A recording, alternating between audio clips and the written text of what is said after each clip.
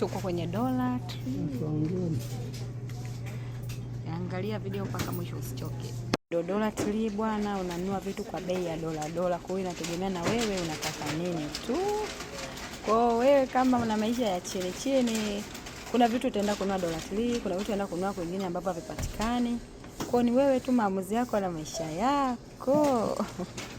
Kwa hiyo ndio unakisikia Dollar Tree ni kila kitu dola, ila sasa hivi zinapanda $50, $25.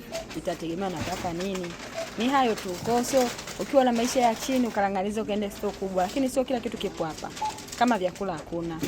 Kwa kuna vitu utanunua hapa, labda kama ni mwanafunzi, vitu vya stationery ni cheap.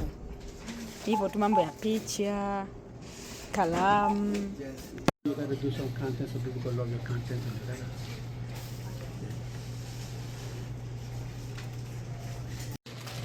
You want to get a pair of the...